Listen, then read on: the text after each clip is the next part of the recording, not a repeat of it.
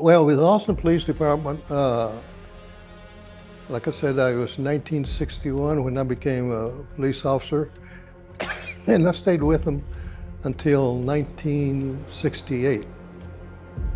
Of course, in 1966, that's when August the 1st, that's when the tower incident happened.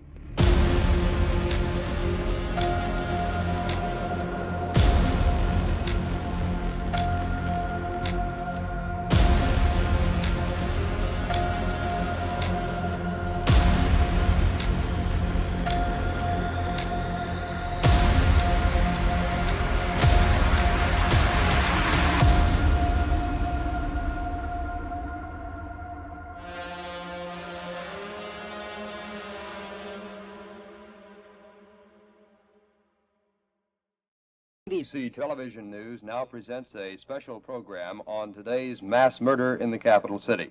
Here is KTBC Television News Editor Neil Spells. Good evening. One of history's worst mass murders occurred here in Austin today. By official count tonight, 49 persons were hit by gunfire. There are 16 dead and 33 injured. It started last night when a man reportedly killed his wife and his mother. That same man apparently rounded up an arsenal and supplies this morning, then went to the observation deck of the University of Texas Tower. It was then that terror rained down from the tower. Patrolman Ramiro Martinez worked his way into the building where he found Alan Crum, an assistant manager of the University Co-op, and they were armed with a rifle. Martinez deputized Crum, and they took the elevator to the 26th floor along with another officer. Martinez and Crum then crept out on the walkway on the opposite corner from where Whitman was stationed.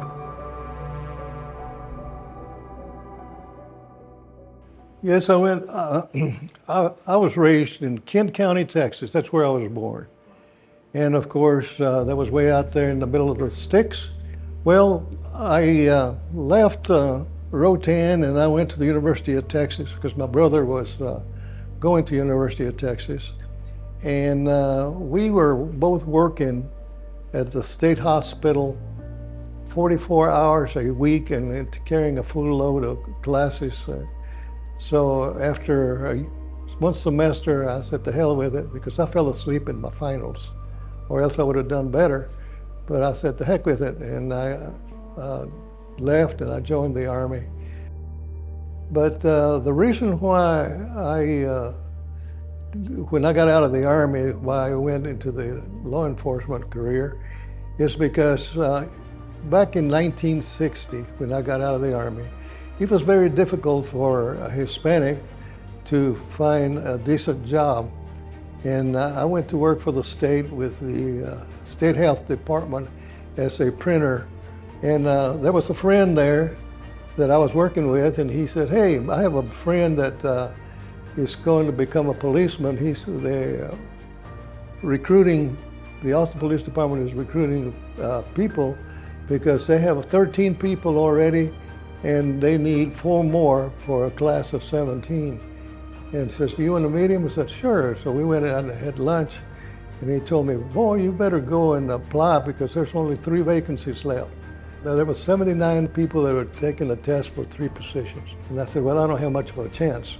So anyway, lucky me, I did good, and they called for a second test. And I went for the second test. Of course, there was only about 30 of us then. And then I got a call and said, well, you have made it. There's going to be 11 interviews. And so you're one of them. So I went to the interview, and I came out as one of the 3. So I was in the police department then.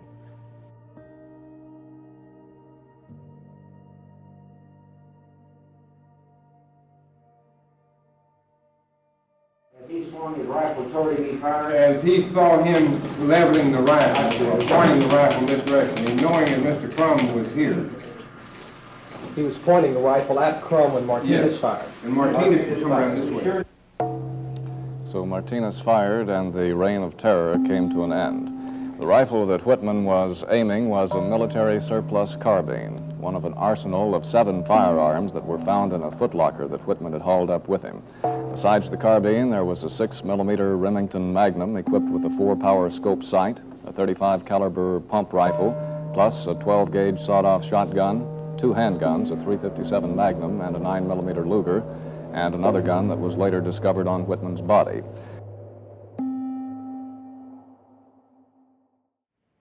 Joe Rowdy, the anchor man, was giving the news, and somebody tapped him on the shoulder and handed him a piece of paper.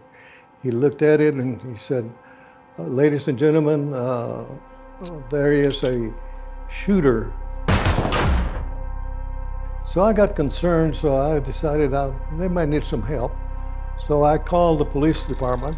I said, "Do y'all need help?" And she said, "Well, let me put you on with Lieutenant Thomas." And I said, "This is Martinez, Lieutenant.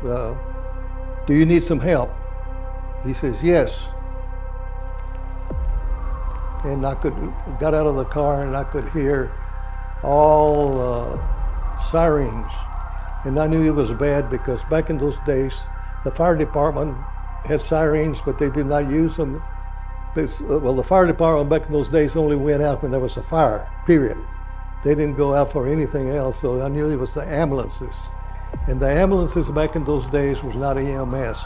Ambulances back in those days were funeral homes. They had vans or a hearse that they pressed into service, and they would just pick the person up, would throw them in the back and race to the hospital. That's the way it was done back then. I looked around, there's some stairs.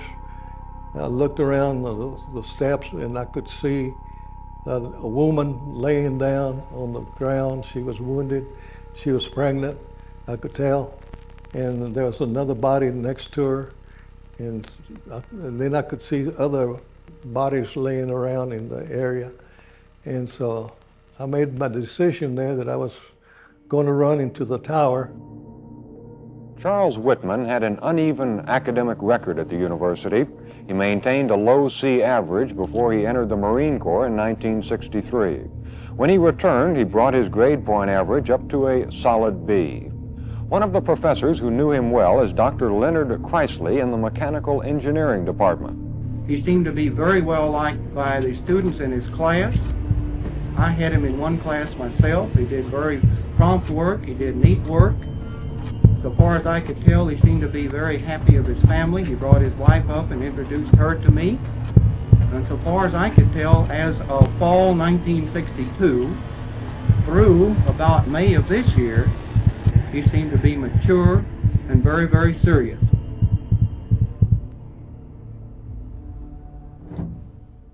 So I got on the elevator and I pushed the top floor, 27th floor, I think it's. And it's the button, I mean the lights, little light switches went over the floors. I said a perfect act of contrition, which is the prayer that when I was in the service, they said, in case of imminent death, you say this prayer so that you can be forgiven of your sins. So I said the act of contrition as the little lights flickered on. And when the door opened, the elevator door opened on the top floor, I had my gun out. And I was looking at a pistol and a rifle pointed at me. And it was Jerry Day and Alan Crum. I didn't know Alan Crum at the time. The man here beside me is Alan Crum. He was deputized to go up on the tower with the 2 policemen who ended the gun battle. Mr. Crum, could you tell us how you happened to be in the tower building in the first place? Well, I became involved in this when I looked out of the co-op windows and saw a boy shot across the street. I went across the street to investigate because I thought it was a small fight. And as I stepped out the door, I heard the sound of shots. Officer Martinez and myself and Officer Day started up the staircase where we worked our way up to the next floor and we began to search the offices up there, where we found 3 more people. And one of these gentlemen, his family was in the corridor, and they had all been shot. He had the run of the place, so to speak, because he could prop himself, aim, shoot, And when people started shooting back, well, he had to take cover. Most of the killings he did in about the first 30 minutes because he had the run of the place. Officer Martinez and I, we took the stairs. We got to the top of the stairs, and this man had barricaded the staircase with a desk and a chair and a waste can, and we figured he was either in there or out on the walk-around ledge. So we very cautiously pushed the desk out, and we saw blood on the floor, and we realized someone had been killed up there or badly wounded. We found a lady up behind the couch. I couldn't see the sniper anywhere, so I told Alan Crum, now you stay here, and you point your rifle in that direction because I'm going to go around that other way, and if he comes around that corner, shoot him. Path there, and they made contact with him first. And I thought I heard him running southwards on the west walk, so I fired one shot down the walkway into the wall. Looked, and I could see the sniper. He was sitting in the sitting position with the M1 carbine. I recognized that M1 carbine right away. M1 carbine pointing to the corner where I had told Trump to shoot if he saw him. So right away, fired, and I fired at body mass. And I fired my first round, and I could tell by his reaction that I hit him, that I had scored a hit. And I kept advancing my duck walk, shooting at him. And McCoy, hollering McCoy to shoot the shotgun, and finally he did. I didn't hear the first one, but the second one hit him and kind of spun him around. By that time, my gun was empty. I laid it down and I grabbed back McCoy and took the shotgun away from him. He still had the carbine in his hands, and so I hit him, shot him one more time. And then I took the shotgun and I started waving and said, we got him, I got him, we got him, or something to that effect. Patrolman Ramiro Martinez was at home cooking steak when he heard the reports of the shooting on the radio. He rushed over in his car. As he arrived, 6 persons were lying on the mall. He found 4 bodies in the tower. Martinez and others rushed in on the tower deck and shot Whitman down. The story of the sniper is not ended. It's not ended for the families who have loved ones to bury and loved ones to care for. It's not ended for the police and other officials, including the governor, who intend to carry out the investigation into this unbelievable tragedy. And it's not ended in the quest for facts. For most of Austin, the events of this day have been more than any could comprehend. This is Neil Spells. Thank you and good evening.